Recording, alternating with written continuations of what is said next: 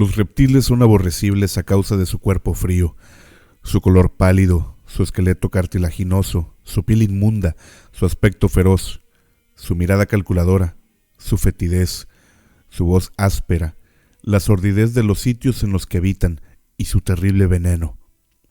He aquí la razón por la que su creador no ejerció sus poderes para hacer mucho con ellos. Fragmentos de Jurassic Park, del libro de Michael Crichton. Sintió un dolor penetrante en la espalda y supo que eran las garras. Al caer a tierra intentó rodar, pero el animal lo tenía firmemente aferrado. Estaba inmovilizado boca abajo y lo oía gruñir sobre él. Inmediatamente después percibió el aliento abrasador del animal en la nuca y un terror extremo se apoderó de él. Cayó entonces en una especie de somnolencia en la que todo adquirió un ritmo más lento. Casi sintió indiferencia al notar el dolor que le provocaban las fauces calientes del animal al cerrarse alrededor de su cuello. Aquello parecía ocurrirle a otra persona.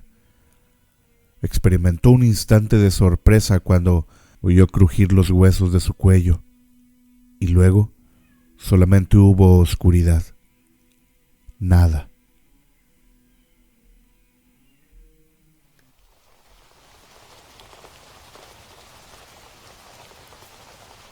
La lluvia tropical caía formando grandes láminas que mojaban hasta el tuétano.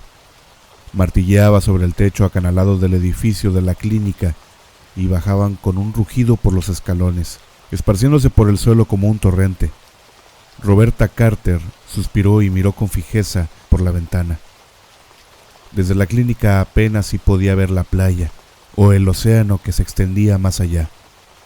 Envueltos en una niebla baja, ¿no era eso lo que había esperado cuando llegó a la aldea pesquera de Bahía Añasco, en la costa oeste de Costa Rica? Para pasar 2 meses como médica visitadora, Roberta Carter había esperado el sol y el reposo después de 2 agotadores años de residencia en el departamento de urgencias del Michael Reese de Chicago. Llevaba 3 semanas en Bahía Añasco y había llovido todos los días. Todo lo demás estaba bien. Le gustaba el aislamiento de Bahía Añasco y la cordialidad de su gente. Costa Rica tenía uno de los 20 mejores servicios médicos del mundo, y aún en esa remota aldea costera, la clínica estaba bien mantenida y ampliamente abastecida. Su auxiliar médico, Manuel Aragón, era inteligente y estaba bien preparado. Roberta podía practicar la medicina a un nivel igual al de Chicago, pero la lluvia, la constante e interminable lluvia. Al otro lado del consultorio, Manuel levantó la cabeza. «Escuche», dijo. «Créeme, la oigo», repuso Roberta. «No, escuche». Y entonces lo oyó. Otro sonido mezclado con la lluvia, un rugido sordo que aumentaba y surgía hasta que se oyó con claridad. El rítmico golpeteo de un helicóptero. Roberta pensó, no pueden estar volando con un clima así.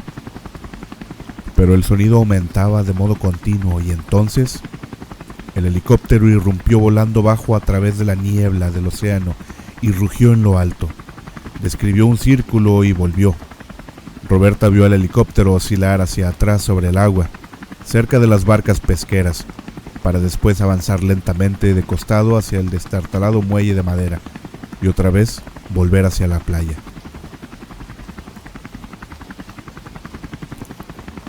Estaba buscando un sitio donde aterrizar. Era un Sikorsky, panzudo, con una banda azul en el costado, interrumpida por las palabras InGen Construction. Ese era el nombre de la compañía constructora que estaba erigiendo un nuevo centro de recreo en las islas de mar adentro. Se decía que el centro era espectacular y muy complicado. A muchos de los lugareños se les había empleado en la construcción. Estaba en marcha desde hacía más de 2 años. Roberta se podía imaginar una de esas inmensas zonas de recreo norteamericanas, con piscinas y campos de tenis donde los huéspedes podían jugar y beber sin tener contacto alguno con la verdadera vida del país. Roberta se preguntaba, ¿Qué era tan urgente en esa isla para que el helicóptero volara con ese tiempo? A través del parabrisas vio al piloto lanzar un suspiro de alivio cuando el helicóptero se asentó en la húmeda arena de la playa. Hombres uniformados salieron de un salto y abrieron de golpe la gran puerta lateral. Roberta escuchó gritos frenéticos en español y Manuel le dio un leve codazo. Estaban solicitando un médico. Dos tripulantes negros transportaban un cuerpo laxo hacia Roberta, mientras un hombre blanco ladraba órdenes.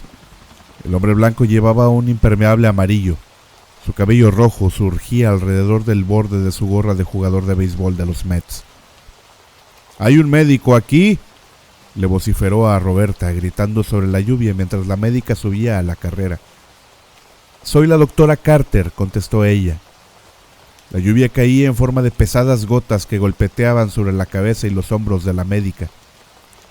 El hombre pelirrojo la miró frunciendo el entrecejo. La joven llevaba pantalones vaqueros recortados, un chaleco que dejaba al descubierto su abdomen y tenía un estetoscopio con la campana de auscultación ya oxidada por el aire salado. «Ed Regis, tenemos un hombre muy enfermo, doctora». «Entonces es mejor que lo lleven a San José». San José era la capital a tan solo 20 minutos de distancia por aire. «Lo haríamos, pero no podemos pasar sobre las montañas con este clima. Tiene usted que atenderle aquí». Roberta trotaba junto al hombre herido. Era un chico de no más de 18 años. Al levantarle la camisa empapada de sangre, le vio un gran desgarrón cortante a lo largo del hombro y otro en la pierna. «¿Qué le pasó?» «Accidente de construcción», gritó Ed. «Se cayó. Una de las excavadoras le pasó por encima». El chico estaba pálido, con escalofríos, inconsciente. Manuel estaba en pie junto a la puerta verde brillante de la clínica, agitando las manos. Los hombres llevaron el cuerpo al interior y lo colocaron sobre la mesa que había en el centro de la habitación. Manuel inició la colocación de una sonda intravenosa y Roberta dirigió la lámpara sobre el muchacho, inclinándose para examinar las heridas. De inmediato pudo ver que no tenía buen aspecto. Era casi seguro que moriría. Una gran laceración se extendía desde el hombro, bajando por el torso en el borde de la herida. La carne estaba hecha pedazos. En el centro, el hombro estaba dislocado, los pálidos huesos expuestos. Un segundo tajo cortaba profundamente los gruesos músculos del muslo, lo suficientemente hondo como para dejar al descubierto la pulsación de la arteria femoral, la que estaba justo debajo. Parecía que la pierna del muchacho hubiera sido desgarrada. «Cuénteme cómo fue», pidió Roberta. «No lo vi», contestó Ed. «Dicen que la excavadora le arrastró». «Es como si lo hubiera destrozado un animal», comentó Roberta Carter, sondeando la herida. Como la mayoría de los médicos de las salas de primeros auxilios, Roberta podía recordar con gran detalle los pacientes que había visto, incluso a los de hacía años. Había visto 2 ataques con desgarramiento. Uno correspondía a un niño de 2 años atacado por un perro Rottweiler. El otro, un empleado de circo borracho, víctima de un desafortunado encuentro con un tigre de Bengala. Ambas heridas eran similares. El ataque era de un animal. Tenía un aspecto característico. «¿Despedazado por un animal?», dijo Ed. No, fue una excavadora, créame». Ed se lamía los labios mientras hablaba.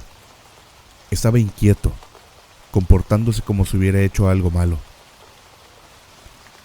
Bobby se preguntaba por qué, si estaba empleando obreros locales inexpertos para la construcción del centro de recreo debía de tener muchos accidentes. Manuel preguntó, «¿Quiere un lavado?» «Sí», contestó Roberta, «después de que le hagas un torniquete». Se inclinó todavía más, sondeando la herida con las yemas de los dedos. Si una excavadora le hubiera pasado por encima, habría tierra profundamente introducida en la herida. Pero no había tierra, solo una espuma resbaladiza y viscosa. Y la herida tenía un olor extraño, una especie de hedor a podrido, un olor a muerte y putrefacción. Roberta nunca había olido algo así antes. ¿Cuánto tiempo hace que ocurrió? 1 hora. Una vez más, advirtió la atención de Ed Regis. Una vez más, se preguntó el por qué. Era un tipo de hombre ansioso y no tenía la apariencia de ser capataz de construcción. Más bien parecía un directivo. Resultaba evidente que estaba fuera de su ambiente. Roberta Carter volvió a las heridas. Por alguna razón no creía estar viendo traumatismos de origen mecánico. Sencillamente no tenían el aspecto correcto. No había contaminación con tierra en el lugar de la lesión. Tampoco el componente indicador de lesión por aplastamiento. Los traumatismos mecánicos de cualquier clase, un accidente de automóvil o un accidente laboral, casi siempre presentaban algún componente de aplastamiento. Pero aquí no lo había. En vez de eso, la piel del joven estaba desgarrada, arrancada a jirones, en sentido transversal en el hombro y también en el muslo. Realmente parecía el destrozo producido por un animal. Pero, por otro lado, la mayor parte del cuerpo carecía de marcas, lo que era inusitado en el ataque de un animal. Roberta volvió a examinar la cabeza, los brazos, las manos. Sintió escalofrío cuando miró las manos del chico. Había pequeños cortes en ambas palmas y magulladuras en las muñecas y los antebrazos. Roberta había trabajado suficiente tiempo en Chicago como para saber lo que significaban. Roberta no sabía lo que pasaba, pero no le gustaba. Manuel vaciló. ¿Sigo lavando? Sí, le contestó Roberta y tendió la mano en pos de su pequeña Olympus para toma de instantáneas. Sacó varias de la herida, desplazando la lámpara para obtener una vista mejor. Realmente parecen mordeduras, pensó. En ese momento, el muchacho lanzó un quejido, y Roberta puso la cámara a un lado y se inclinó hacia él. Los labios del herido se movían. La lengua estaba seca. Raptor, dijo. Ante esas palabras, Manuel quedó paralizado y dio un paso atrás, espantado. ¿Qué significa lo que ha dicho?, preguntó Roberta. Manuel negó la cabeza. No lo sé, doctora. Raptor no es español. No. A ella le parecía español. Entonces, por favor, sigue lavándole. No, doctora. Manuel frunció la nariz. Mal olor. Y se santiguó. Roberta volvió a mirar la espuma viscosa que, como una veta, se extendía sobre la herida. La tocó, frotándola entre los dedos, casi parecía saliva. Los labios del muchacho se movieron. Raptor, susurró. Con tono asustado, Manuel dijo: Le mordió. ¿Qué le mordió? Raptor. ¿Qué es un raptor? Significa jupia. Roberta frunció el entrecejo. Los costarricenses no eran muy supersticiosos, pero ella había oído ya antes que en la aldea se hablaba de las jupias. Se decía que eran espectros nocturnos, vampiros sin cara que secuestraban niños pequeños. Según la creencia, las jupias antaño habían vivido en las montañas de Costa Rica, pero ahora habitaban las islas de mar adentro. Manuel retrocedía murmurando y santiguándose. Este olor no es normal, decía, es la jupia. Roberta estaba a punto de ordenarle que regresara al trabajo, cuando el joven herido abrió los ojos y se sentó, con la espalda enhiesta sobre la mesa. Manuel lanzó un alarido de terror. El muchacho herido gimió y volvió la cabeza, mirando a derecha e izquierda con ojos desorbitados, y en ese momento vomitó sangre en forma explosiva. Inmediatamente empezó a convulsionarse. Su cuerpo vibraba y Roberta tendió las manos para agarrarle, pero el enfermo, debido a las convulsiones, cayó de la mesa al suelo de hormigón. Volvió a vomitar. Había sangre por todas partes. Ed abrió la puerta diciendo: «¿Qué demonios está pasando?», y cuando vio la sangre giró sobre sus talones, con la mano en la boca. Roberta trataba de coger un palo para introducirlo en las mandíbulas apretadas del muchacho, pero mientras lo hacía, sabía que no había esperanza. Y con una última sacudida espasmódica, el muchacho se relajó y quedó inmóvil. Roberta se inclinó para practicarle la respiración boca a boca, pero Manuel la aferró por el hombro con furia, tirándola hacia atrás. «No», dijo, «la jupia se va a meter en usted. Manuel, por el amor de Dios, no». La miraba fijamente con intensidad. «No, usted no entiende estas cosas». Roberta miró el cuerpo caído en el suelo y se dio cuenta de que no importaba, de que no había posibilidad de resucitarlo. Manuel llamó a los hombres, que entraron en la habitación y se llevaron el cuerpo. Apareció Ed, secándose la boca con el dorso de la mano, diciendo entre dientes: «Estoy seguro de que hizo usted todo lo que pudo». Y después, Roberta observó cómo los hombres se llevaban el cuerpo de vuelta al helicóptero y cómo la máquina partía atronadoramente hacia el cielo. «Es mejor», dijo Manuel. Roberta estaba pensando en las manos del muchacho, cubiertas de cortes y magulladuras. Siguiendo el patrón característico de las lesiones defensivas, estaba completamente segura de que su muerte no se debía a un accidente de construcción. Había sido atacado y alzó las manos para protegerse de su atacante. «¿Dónde está la isla de la que vinieron?», preguntó Roberta. «Allá en el océano. Quizá a 180 o 200 kilómetros mar adentro». «Bastante lejos para un centro de recreo», comentó Roberta. Manuel observaba el helicóptero. «Espero que no vuelvan jamás».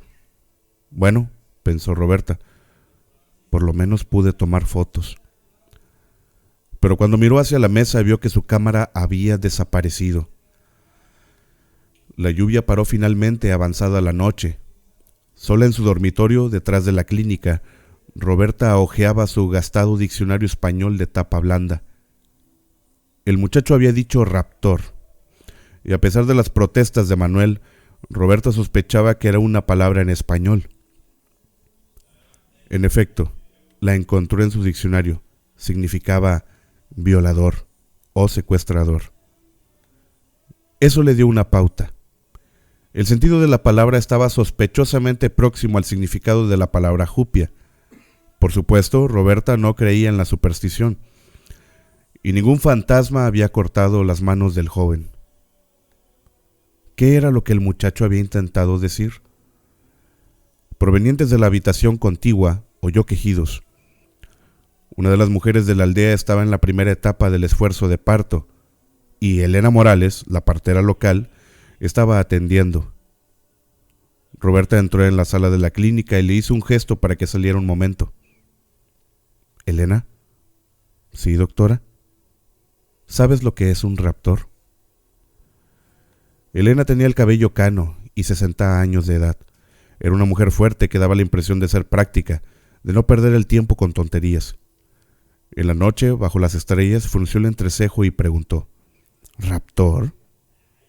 «Sí. ¿Conoces esa palabra?» Elena asintió con la cabeza y dijo: «Sí. Significa persona que viene durante la noche y se lleva a un niño». «¿Secuestrador de niños?» «Sí». «¿Una jupia?» Y todo el porte de Elena se alteró. «No pronuncie esa palabra, doctora». «¿Por qué no?» «No hable de la jupia ahora», insistió Elena con firmeza, señalando con la cabeza en dirección a los quejidos de la parturienta.